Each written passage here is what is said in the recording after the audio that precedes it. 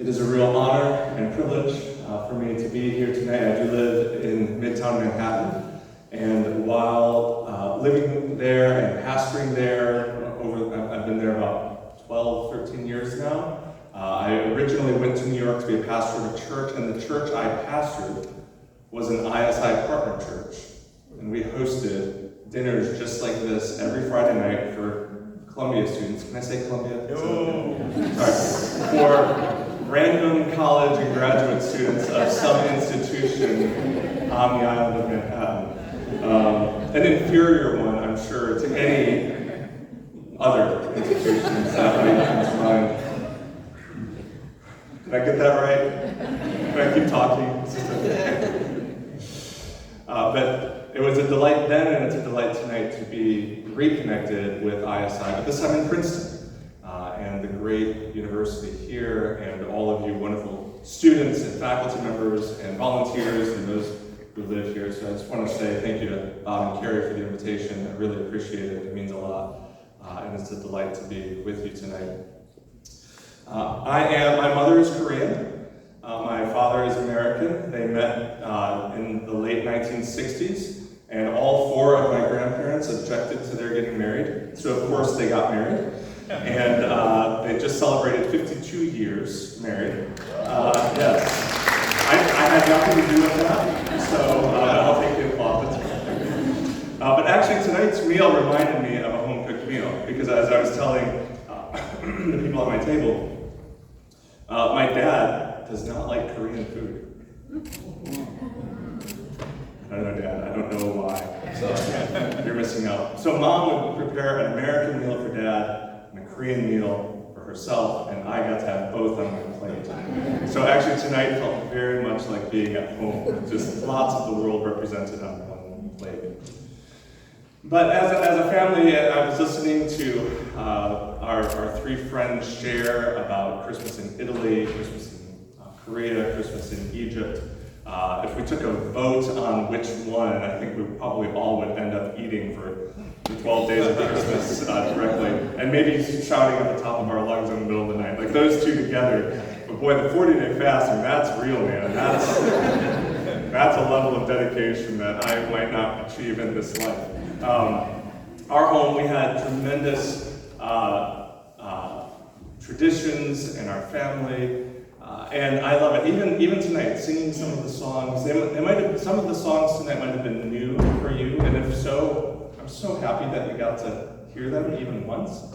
But I couldn't even sing "Hark the Herald Angels Sing." Like that song, since I was young, it just moves me. And I know why a little bit better now than I did.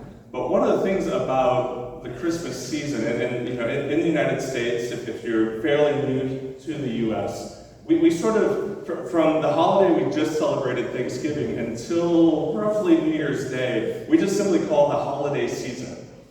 And things are different. And there's a song, you'll hear it maybe on the radio or Spotify if you listen to a holiday playlist, that says it's the most wonderful time of the year. And it really kind of is. Not when it's 51 and rainy.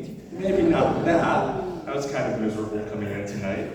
But one of the things that happens here is that there's music that people start listening to for a month that they don't listen to the rest of the year.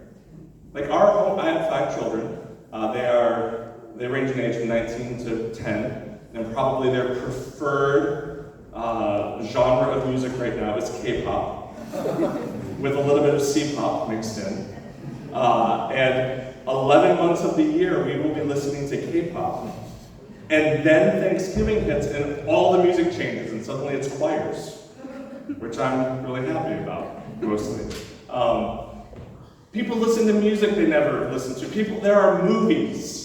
There are Christmas movies that it's like, oh, it's December. Let's have 25 days of movies about Christmas. Let's watch Will Ferrell be an elf again, right? Let's watch Jimmy Stewart pretend like or live in a world where he never existed. These movies that bring all kinds of nostalgia and memories for Americans because it's just been kind of baked into our culture.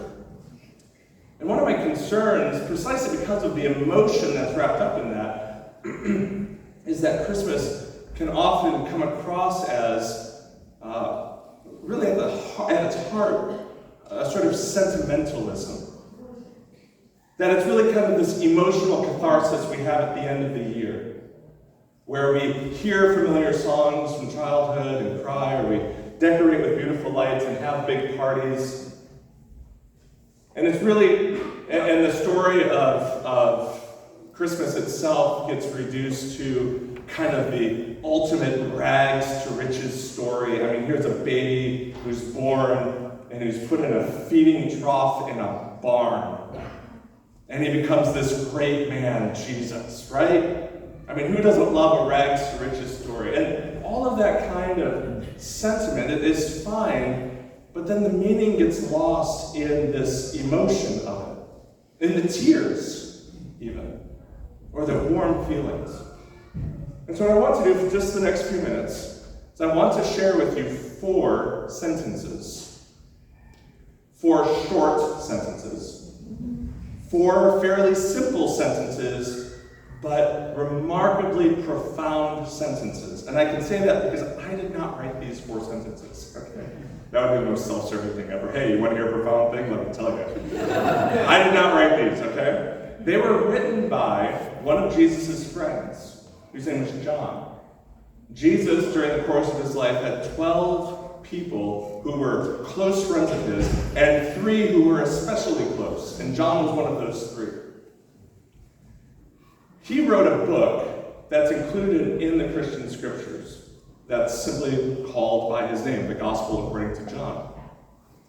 John doesn't tell the Christmas story the way you heard it read earlier tonight.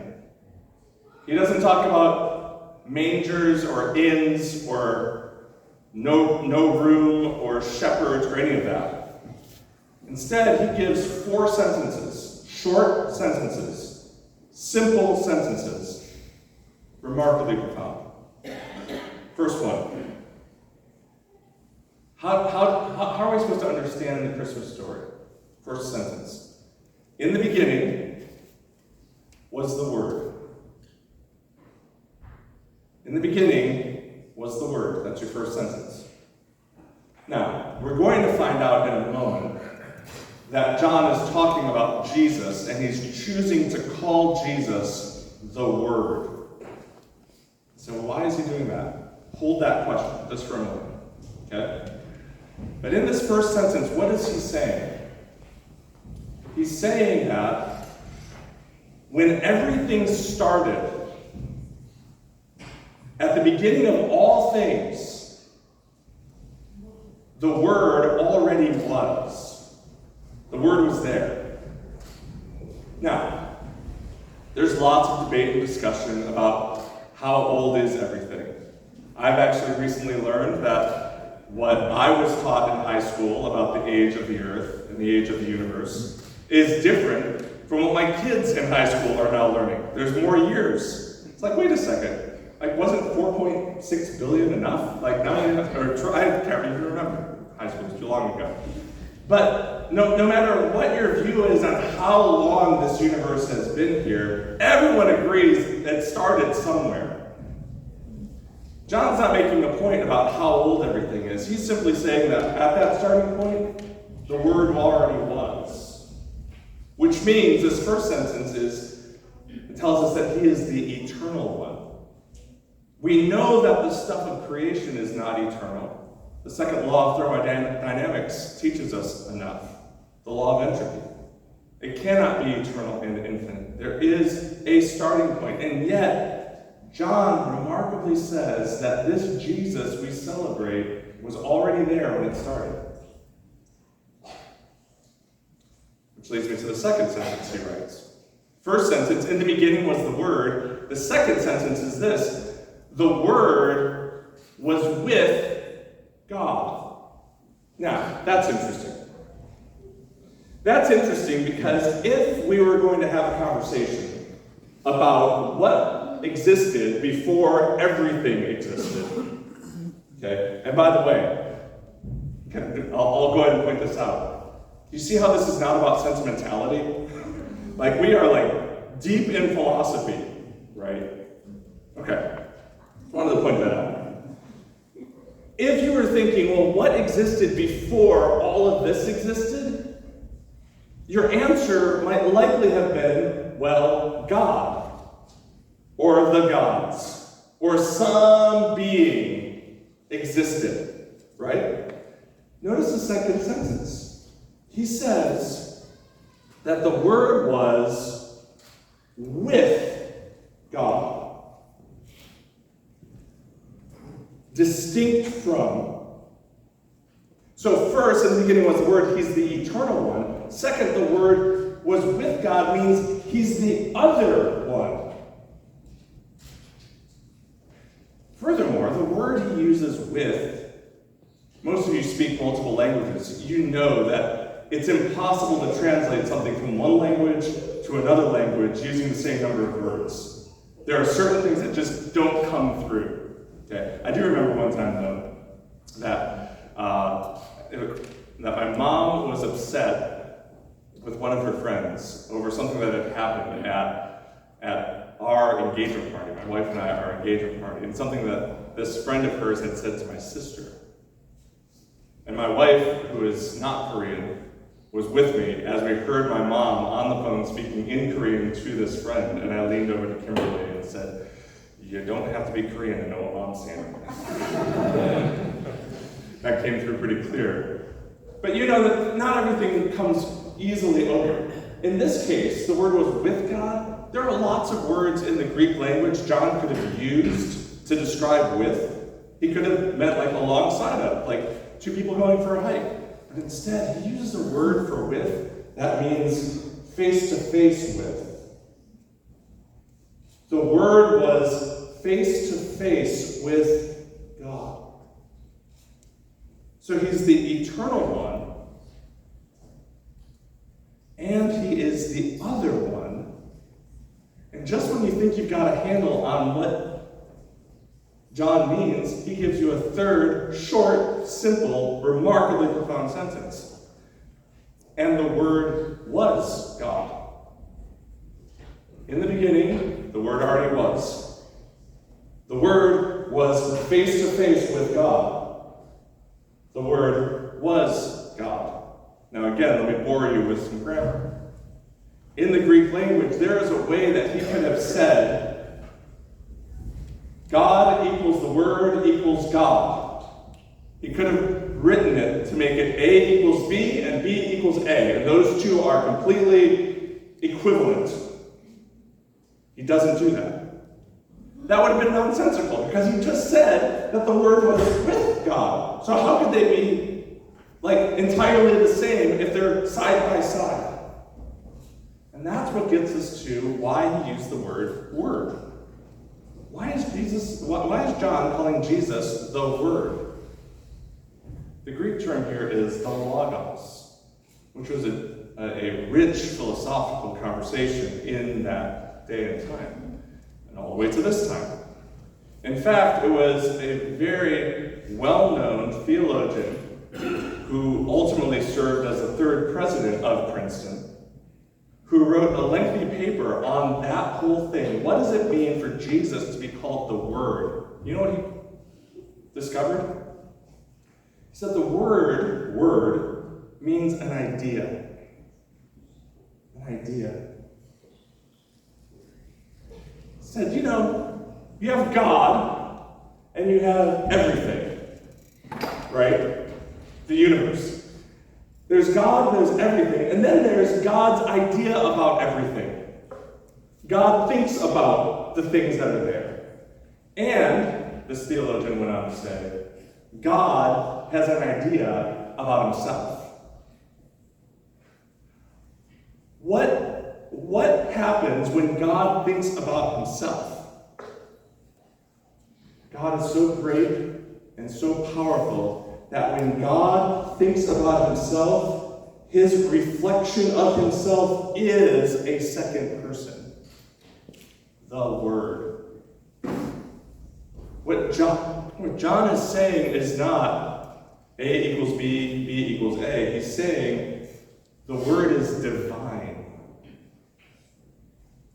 such that this God we speak of, and since God's always thought of himself, there's always been this second person who perfectly reflects the image of God back to him. That one is divine. And just to round that out, when you have a group of persons together, that group of persons, like our group tonight, creates an atmosphere, right? Creates a spirit. Like tonight's spirit is probably different from your research lab. It's probably different from your roommate, the spirit of your room, right? Because when you put persons together, there is a spirit to it. And when these two persons are together, there is a spirit, who himself is a third person, the Holy Spirit of God. That's a little off point, but I had to round that out. He is the divine one. In the beginning was the Word. He's the eternal one. The Word was face to face with God. Way back then. He's the other one. And the Word was God. He's the divine one. And I said there's 4 sentences. Here's the 4th one. And the Word became flesh. Did you hear it? The Word became flesh. Was,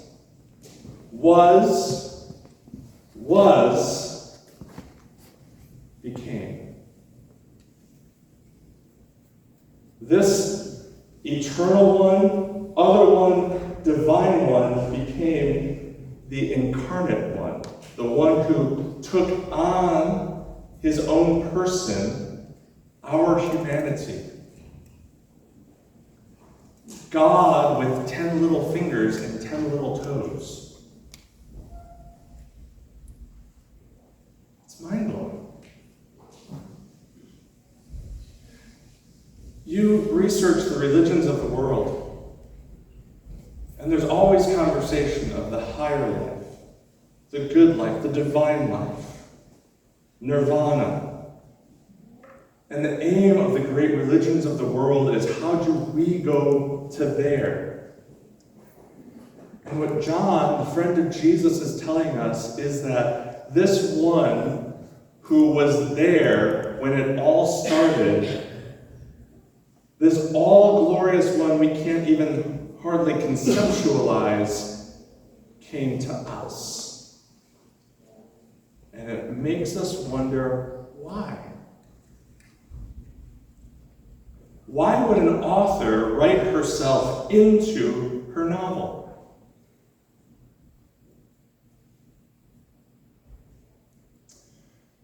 Friends, the Word became flesh because everything is broken. In this world that God made, everything is broken. I mean, today, across the world, across our region, today there were protests against oppressive government regimes. Today, this week, a person was sentenced to jail for exploiting millions of dollars from unsuspecting investors.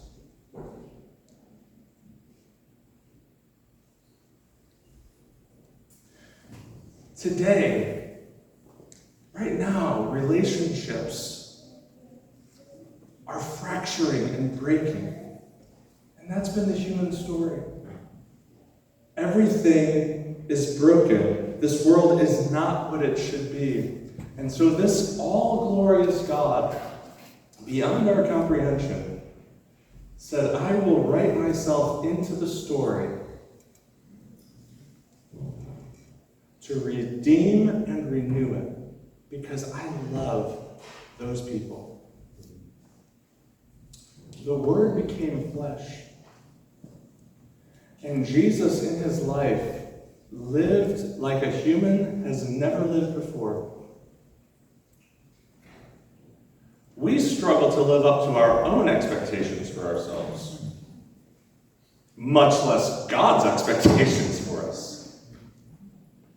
Jesus fulfilled everything that a human could be. I've been doing some reading and research in systems theory and differentiation, how to be a calm presence with other people, not enmeshing yourself with them, but also not being detached from them. And systems theorists, not Christians, systems theorists will say, if you want an example of a differentiated person, look at Jesus of Nazareth, because he actually gets it. He knows how to be fully himself and yet fully connected emotionally with the people around him. Jesus lived like none of us have ever lived, and then he died. Like all of us should, for the brokenness we have brought into the world. But then, friends, on the third day, he walked out of the grave to say, I am not going to let brokenness be the end of this story. Death will not win. Injustice will not win. Oppression will not win. I am Jesus. I am the conqueror. So friends, this is not just a sentimental story. As many tears as I will shed singing Hark the Herald Angels Sing over the next few weeks, this is the hope of the world.